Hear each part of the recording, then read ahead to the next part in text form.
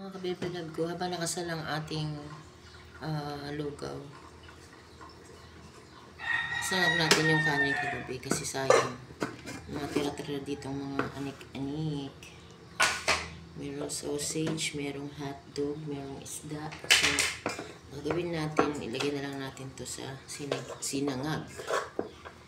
Ayun.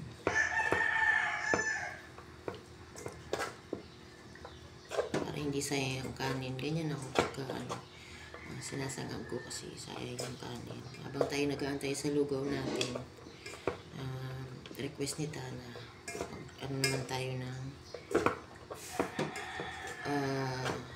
sinangag.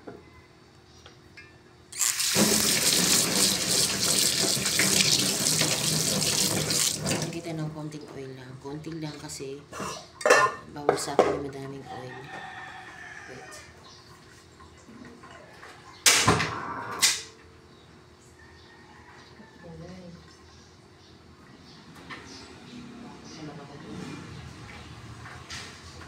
Oh, bakit po putok yun?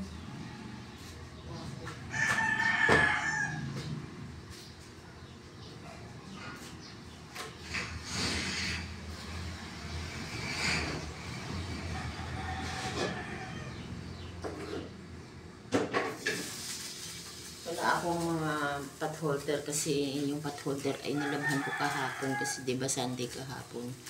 Lahat ng pot holder ko nasa rooftop kasi nilabhan ko. Wala tuloy akong magamit ngayon.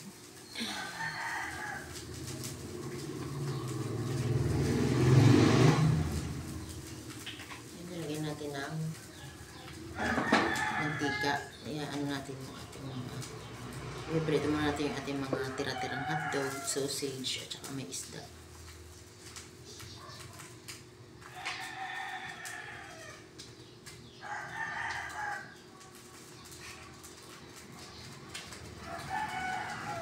Ginagawa ko to kasi ayoko nagsasayang ng tirang kanin o ano, ayoko nasasayang yan kasi mahirap kasi syempre mahirap ang buhay, kailangan anuhin natin lahat ng mga tira-tira natin, ubusin natin kasi yung mayayaman nga nag-uubos sila ng tira-tira natin kasi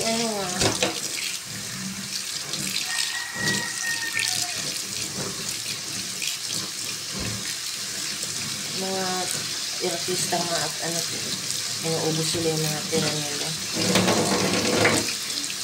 Kaya tayo pang dukha, hindi naman tayo mayaman tayo hindi kumain ng tira.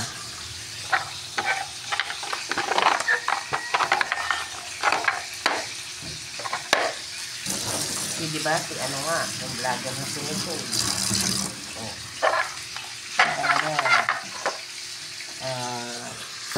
Sila sa bahay nila, yaman-yaman nila, may-ari ng ospital.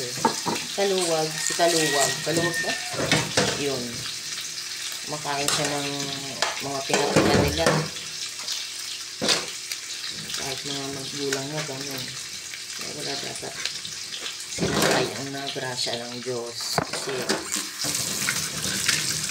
sayang, hindi naman tayo mayaman para maya-maya tayo makakabili, diba? Ayun, bahay na ako, nakakabit na ako. Ang duty naman natin ngayon ay gawa ng breakfast kasi tulig pa yung mag-ina. Sige, at saka si Tana. Hintar natin sa yan.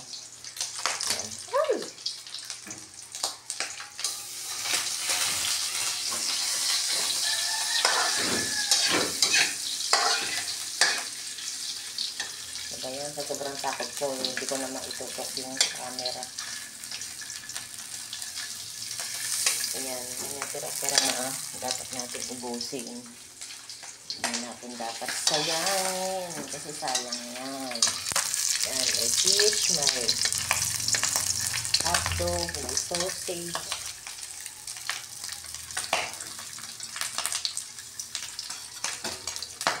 Kaya natin yung hotdog. Baka itong sinangag. Ayan, ang Curtis na. Baka ibigay natin ito kay Chiki. Tapos ako mag-rice ako kasi bawal naman sa akin ang mamantika.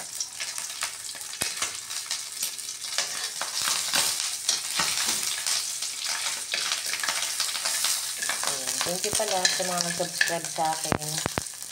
Hindi ko na kayo isa-isahin. Alam ko naman na subscribe na kayo sa akin. Kaya, thank you guys. Natutuwa ako kasi sa yung account ko ay naka 400 na tayo na subscriber.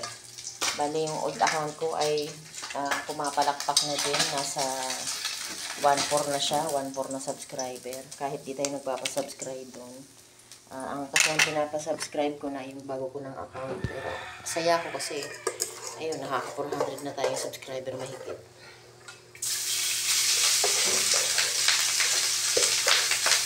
Sa mga nag-subscribe sa akin sa bagong account, thank you. Ito na kayo isa-isa ng God bless sa inyo. Salamat talaga kasi isang subscribe ay counted yun. Kaya thank you so much sa mga nag-subscribe sa akin. Sama tayo sa chikahan araw-araw. Sa mga motovlog ko. Abangan nyo lagi ang mga paglalabas-labas ko. Hindi man ako pumupunta sa malalayong lugar pero na-appreciate nyo yung motovlog ko. Kunyari alam po lang motovlog. Maghahatid lang pala't palengke. Yaan nyo, mali mo next time makapag-motovlog tayo ng malayo-layong lugar. Arat, sama kayo.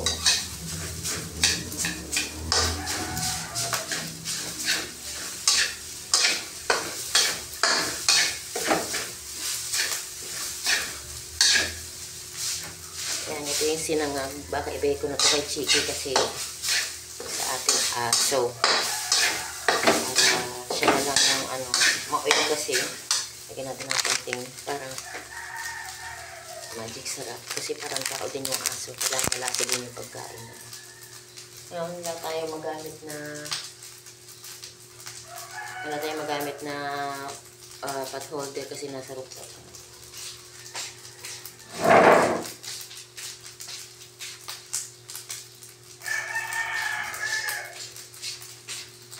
Gamit ito na ang gamitin natin. Sasabihin naman nun, that's mine. Arte-arte pa naman nun.